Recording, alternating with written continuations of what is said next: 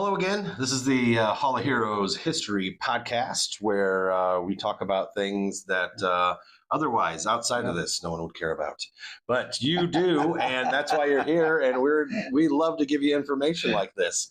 Today, we're going to be doing Lone Ranger, Green Hornet, and the Phantom. Yes. Very cool. And a lot of the things that we're talking about inspire things later on. They do. And so it's very cool that we're getting into this, and we're just happy to have you. I am John Osborne. This is Alan Stewart, and we're going to start out with the Lone Ranger. Hi-yo Silver. Yeah, away. Yeah, exactly. But yeah, Lone Ranger, he first appeared in radio in 1933. WXYZ. Yep, exactly. And his creator was Fran Stryker. And of course, Lone Ranger became very popular. I mean, he went on to toys and radio and comic books and the serials. I mean, and just everything. Because at this time period, in like when he had the TV show, a lot of people are most familiar with the Clayton Moore series from 1949 to 1957, except for one season. Yep. Someone else played him. Do you know who that was? I don't know who that was, but I knew that there was a guy that stepped in because it didn't seem right. I remember, because obviously I'm watching as a reruns. Right. But I do remember watching it, and all of a sudden, every once in a while, they throw an episode in there. I'm like, who's this? This isn't the Lone Ranger. Right, exactly. Who was that? It was an actor named John Hart. Okay. And so there was a contract dispute. And so they brought in John Hart. And of course, a lot of people were like, that's not the Lone Ranger. Right. And the studio got so many complaints and everything. So then they settled with Clayton Moore for what he wanted in his contract and brought him back because there was an uproar by the fans. You got to bring him back. Exactly. And, what's interesting is probably one of the coolest pieces in our museum for older visitors. So like the grandparents that bring, their grandkids in is Clayton Moore's Lone Ranger costume. And when you look at this, you're like, wait a minute, it doesn't quite look right. The reason for that is after the show ended, Clayton Moore went and did, because back in the day, they went and did public appearances, mall openings, grocery store openings, signings, things like that. So the studio basically told Clayton Moore he could not dress up in the costume. Yeah. So what he did is he created this costume. So this is Clayton Moore's personal costume that he wore for 20 years. It is the only one that exists. And he was not allowed to wear the mask. He wore sunglasses with it.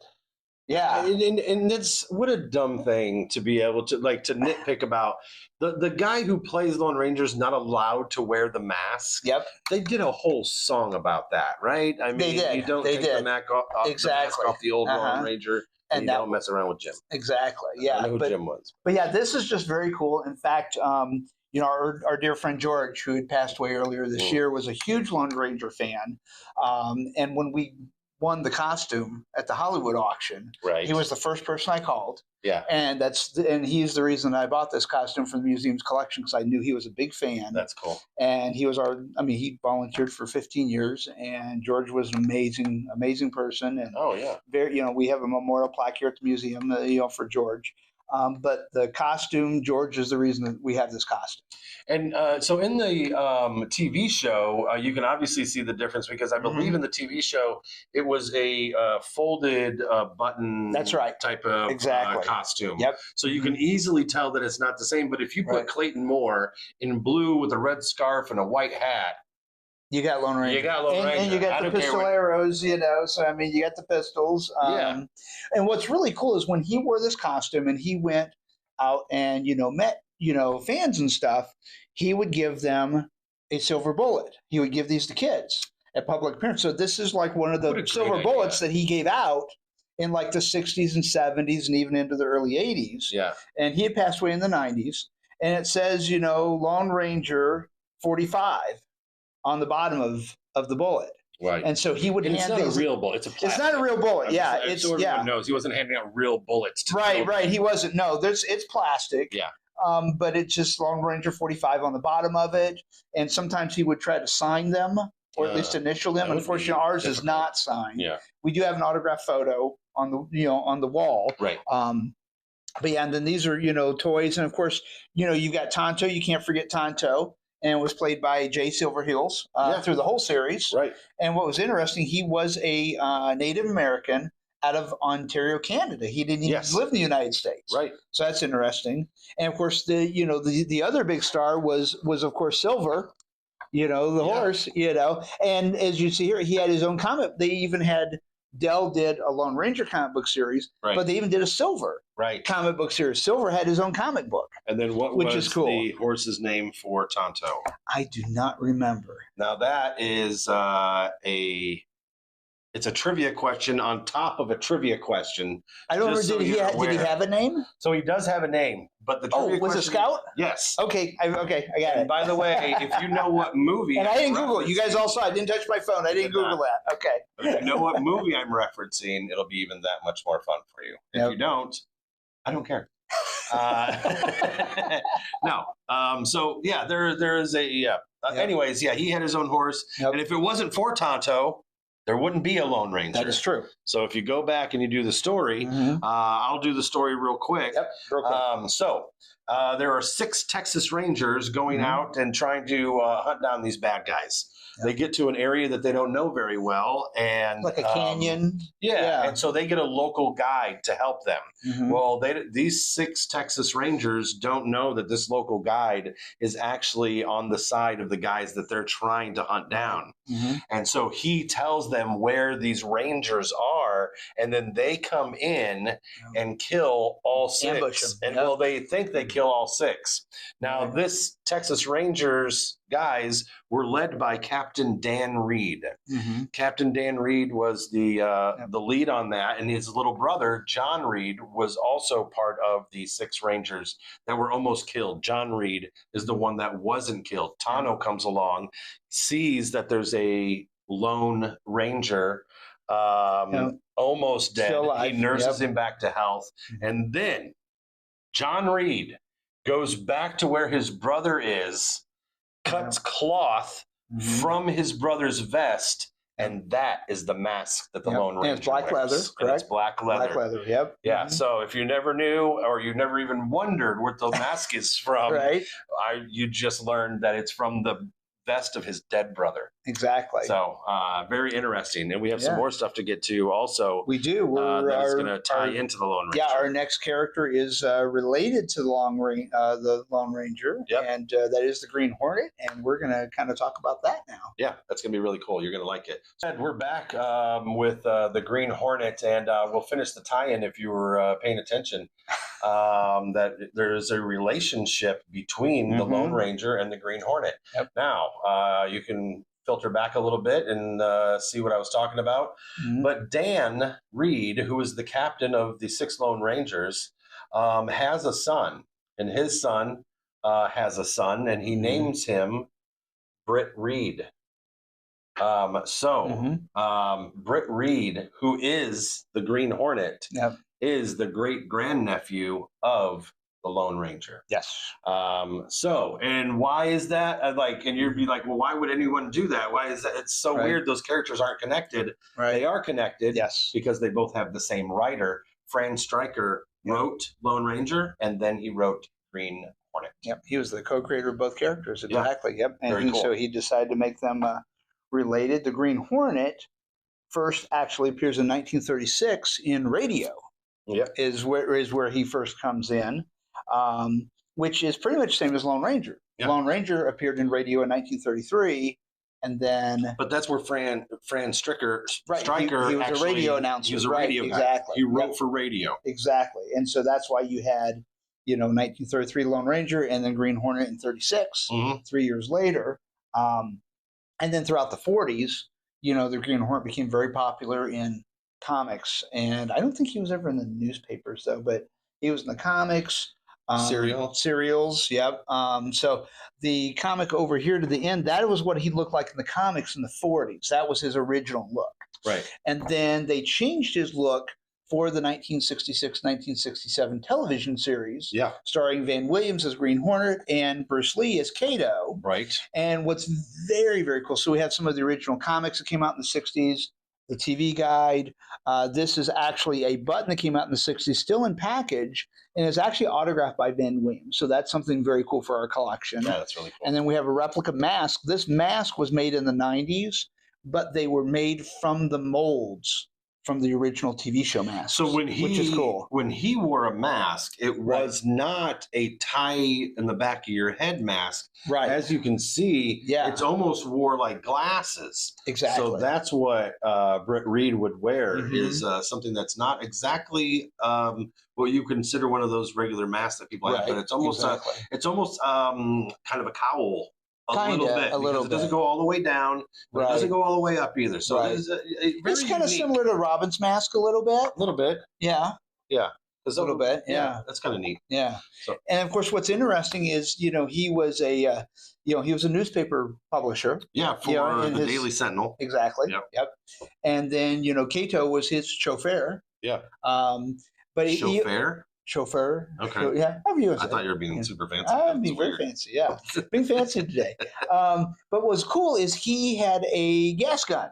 Yes. That he would shoot, and knock people out. Non-lethal. Non-lethal, exactly. But what's very cool is he actually portrayed himself as a mobster to infiltrate the gangs. Yes. So he wasn't really known as a superhero of the public. Right. And his newspaper would write stories that he was that made him look like a criminal. Right. But he used that to infiltrate the crime, the criminal element, which was really cool. What a fun way to do that. It's a unique twist. Yeah, it's a very unique twist because if the public and the police think you're a criminal, then the criminals think you're a criminal. Exactly. And then it's easier to infiltrate them and take them down. So it was really good writing. Yeah. On the story. And, as we talked about earlier, the Clayton Moore Lone Ranger costume. Yeah. We also have a piece of history from his grandnephew. Very cool. This is a new exhibit here at Hall of Heroes. This is the actual screen-used gas gun from the Green Hornet television series from the 1960s, which only ran one season. Yeah. A lot of people were exposed to Green Hornet that's where he's the most well-known, was the TV series from the 60s. For sure. But also the crossover episode with Batman and Robin. Yes. And they had a fight scene between Robin and Cato. Right. And, behind the scenes, Bruce Lee actually taught Burt Ward martial arts. Oh, that's so cool. So they could do the scenes. Right. Which is very cool. Yeah. Could you imagine being mentored by Bruce Lee? How freaking cool would that be, right? So cool. But here's the thing. You have to have that happen so it doesn't look insane. Right. And Robin's throwing these weird punches and Cato's very technically Well, the big word balloons, the bang and the pow blocks some of the awkward looking scenes, right? That's why they put those up there. Right. Yeah. That's a good idea. But what's cool about this is the gas gun, of course, the bottom one, that's kind of beat up, that's the original screen used one. Mm-hmm. Edward on our board of directors here is just very great at creating props. Yes. He's created Captain America shields, he's created weapons, he's created, stuff for Alex Ross, just amazing stuff. So he actually took the gas gun. We got this gun over a year ago, but it only went on exhibit about a month ago because Edward had it for a while. He took it apart, and in his, his workshop / factory, he molded each individual piece and made 10 replica guns with the stickers and everything. So he actually put this together in a shadow box with some information. So the original, and he numbered each one. So on the bottom of the handle, ours says 001. Right. So ours is the first one of the 10 that he's made. So cool. Which is very cool. So we've just got some very gifted people on our board and our support system and things. So I want to give a shout out to Edward for the amazing job he did on the Green Hornet gun. Yeah. While we're talking about that. And we can't mention the Green Hornet and everybody if we don't mention Black Beauty. Oh yeah. It was like, it was like his Batmobile. Yeah. Yeah, which was awesome. Yeah. I don't know. I'm a huge Batmobile fan. Right. But at the time, in 1966, right, I might have thought that one was cooler. Yeah, it was around 1966. I'm just saying when I watched it, okay, when I rewatched, which was not 1966. No, it was not 1966. But I would say, from back then, that was, in my opinion, it was cooler than the Batmobile. It just had that sleek look to it. I'm trying to remember the episode. Did they race in that episode? I don't remember. With the Batmobile and I don't remember. I haven't watched it in so long. Me either. I kind of want to go back and watch that episode just to, because you can't have two cool cars and not have a drag racing scene. Because in the 60s, drag racing was huge. Yeah. That was the thing. The muscle cars and everything. Yeah. They had to have done it. And I'm sure they did. I just don't remember. You know what? Even if they didn't do it on screen, I hope they did it off screen, just for their own exactly entertainment. Yeah, exactly. Yeah. So yeah, that's going to be the Green Hornet. Yeah, and Green then Hornet's awesome. We got one more guy to get to, and our next one up is Phantom, and that Yep. one's pretty awesome by itself. Also, we said we're back with the Phantom, and Yeah. there's a lot of cool things to get to with the Phantom. This might be maybe a little bit of shorter info, but Yeah. there's still some really cool things, and we have some really cool pieces here. I tell you, some interesting, the Phantom was created by Lee Falk in 1936, and he started in newspaper strips before he was in the comics. And he had he's a very interesting character. The Phantom is technically the first costumed, not superhero, but hero, because he has Right. no superpowers. Right. But he's the first one in tights. He's the first one with the tight uniform, Right. and he's the very first one with the mask with the eyes blotted out, so you can't see his eyes, Exactly. which it carries on through a lot of different people. So you will hear people say that he's the first costumed hero. That technically goes to Zorro, Right. but The first masked hero was Zorro. First costume hero would be the Phantom. That's Yeah. kind of the distinction. Yeah, Yep, I would exactly. agree with that. But what's interesting is, as we did, you and I did some deep dive research on this episode today, we found that a very interesting, connection to Batman, where he originally was supposed to be gray, Yeah. and he was originally be called the Gray Ghost. So Right. if you're a fan of Batman animated, you know who the Gray Ghost is. Right. But he was supposed to be originally called the Gray Ghost in a gray uniform. And the guy that actually drew him, or was the writer of Lee Phantom, Falk. Lee Falk, the creator. Yeah. he would still, in the comics, for the first couple of strips, still refer to his costume as gray, even though it was purple. Right. And they had to kind of tell him to stop doing that because they were like, it's purple in the comics, so you can't do that. Exactly. So he stopped doing it, but he really didn't like that. It was purple. He didn't, and the Phantom is such an interesting character. His origin, he was, abducted and thrown overboard by pirates in the 1500s, right, and vowed to end piracy. Yeah. And so then he had the rings, the skull and the, so he had the two rings, which we see here. And if you see the in the skull comics, was the evil, and the right, cross the skull's was the one that he always hit everybody with, to and left the skull mark. Which kind of sounds like Zorro. Exactly. Leave his little mark. But that was to mark that person as a criminal, right, for the rest of their life. Yeah. They couldn't escape the mark, unless they cut the skin off their cheek or something. Right, which would even leave it more. Exactly. Yeah. I mean, obviously they'd probably get gangrene or something else, and that'd probably kill them. But But the other ring is the good ring, and you can see that it's kind of like a cross, and there's actually like they look like, you can see them here. We have the rings right here on exhibit. So there are actually nails that are in a shape of a cross, and they are said to have been the actual nails that Jesus was crucified with. And then they were taken from there and then made into that ring. Right. So also another thing that I did not know about him. Oh, very interesting. He's, what's really cool is, like how Superman and Batman, Spider-Man are so popular here. Phantom, not so much. Right. But the Phantom, like in Australia, is like huge. Those characters are here. Right. Phantom is huge in Australia. Yeah. He's like their number one superhero character, which, so it's like, we know the Phantom here, but we don't think about him a lot. I mean, you rate your top 5 or 10 characters, the Phantom's not going to make the list. I don't think not so. Here in the U.S. Nowhere near. But he was so popular, and they did a lot of comics on him. And I always loved the comics because, the Phantom is known as the ghost who walks. Right. And his origin story is that every one of his sons takes up the mantle. So the current Phantom is like the 21st generation Phantom. And so that's why people don't know what he's about, because they think he never dies. Exactly. They think he's immortal. The mantle is always passed down. One time it was passed down to his niece. There's one time where a woman was found one time. Yep, exactly. Yeah. So that's kind of interesting also. But I always loved reading the stories because I read I've read all of the Gold Key stuff from like the 60s and 70s. And actually when Moonstone had the rights to the Phantom, because the Phantom is kind of like what we had talked about, earlier, where the rights switched to different companies, because both DC and Marvel have done Phantom stories. And so has tons of independent companies right now. Dynamite's getting ready to start a new Phantom series. Issue number 1 comes out next month, so that's getting ready to come out. Very cool. But what I loved when Gold Key was doing the Phantom, they would do, he would go to his Skull Cave. Yeah.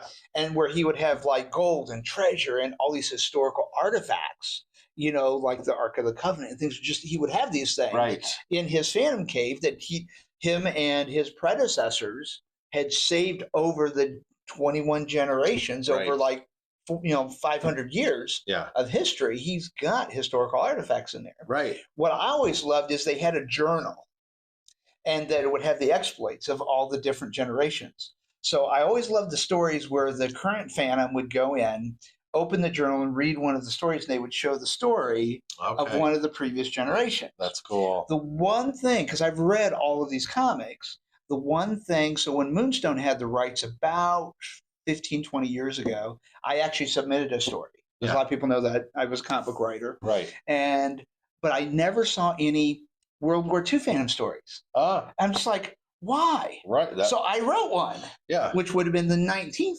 generation Phantom. Yeah. So my story is actually pretty cool. It ties into all this history because everybody knows I'm a big history buff. Right. So I wrote the story that's Phantom because, if you've watched the Indiana Jones movies, you know that Hitler was sending the SS out all over the world looking for mystical artifacts. And that's true. Right. The stuff in the Indiana Jones movies is absolutely true. They did that. Right. So my story has Hitler hearing about the Phantom that goes to walks. Hitler assumes he has the Cup of Christ to be immortal. So he sends the SS to Africa to capture the Phantom. Yeah. Which is really cool. Can you see where I'm going with this? I like that. Yeah, you like that? Yeah. I can't believe it didn't get picked up. Right. The story was better than the crap they were producing, And so then they actually capture the Phantom, bring him back to Berlin. And I can't remember the dialogue. I actually still have it saved in my laptop, the story. Yeah. But he's interviewing him, and I had some really good dialogue then. I just can't remember the dialogue now. Oh, that's because cool. I wrote this like 15, 20 years ago. Right. And so they have the dialogue. But how I also tied it in is that there was, in the next cell over from the Phantom, was a Jewish scientist. And he was helping create the atomic bomb for Germany. Mm.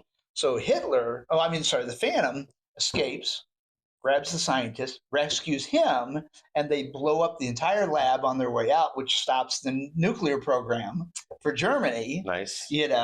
And so, it was actually a really cool story, at least I thought, because, you tie in Ark of the Covenant, that goes to Watts, his history, Hitler, the atomic bomb. I threw in a lot of great history stuff there. That's really cool. I thought it was a really cool story. But I'm thinking about maybe resubmitting my story to Dynamite now that they have the rights. I think I might give it another shot. Why not? Never say die, man. People can kind of vote in and tell you if you like the story, let me know, and I'll resubmit it. And we'll see if it actually gets published. That'd be really cool. Or I wait until 2036 when he becomes public domain, and I print it myself. I self-publish it. You could do that. I could do that in 11 years when he hits 100. That'd be neat. Yeah. All right. Now another really cool thing that we have. The last thing that we'll show you in so there was the Phantom serial. The black and white, film that came out in 1943 in the serials. So what happened is the same company, Columbia, that was doing the Phantom, also did Batman. But they goofed.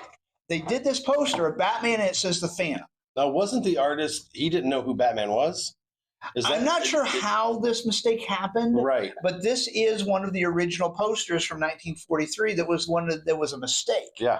And they drew Batman on there, but they made him in red. Yep. And they put the Phantom on there because Columbia Pictures was doing the Phantom serial and the Batman at the same time. So obviously somebody got mixed up. There is so much wrong with this. Right. That it's wanted Batman, the Phantom, it's red. Yeah. So many things are wrong with this. But yeah, this is an original 1943 that was out, for the serial. So, that's a really cool piece. And also that came with that and this came with the Batman movies. They didn't goof this up, but they did masks that you could get. And those are the first, basically, Batman merch. Pretty much, yeah. This is the first Batman merch. So they did both red and black, of the Batman masks for the serial in 1943. So we have those in one of the original posters, which is pretty cool. Yeah. We will find a way to bring back every podcast to Batman. I'm just kidding. That is true. We do. We have been doing that, haven't we? Yeah. Do that. Batman's just that cool. That's how cool he is. Yeah. he's been influenced by a lot of different people, and yeah, he carries on his own influences. Yep. Anyways, that's it for this Batman podcast. No, I'm just kidding. But thanks for being with us. We did talk about Lone Ranger, Green Hornet, that tie-in. Enjoy all that information and about the Phantom. Yeah, I love the Phantom. Yeah, I thought it was really cool. So thanks for watching this episode on the Hall of History, Hall of Heroes history. However you want to say it. I don't care. Just make sure you type it in correctly and hit like and subscribe. And I hope you, for Alan Stewart, I'm John Osborne. Enjoy your comics. Yep. And don't forget, Garden of Villains, October 3rd and 4th at Wellfield Gardens. And make sure you tune back. Same bat time, same bat channel.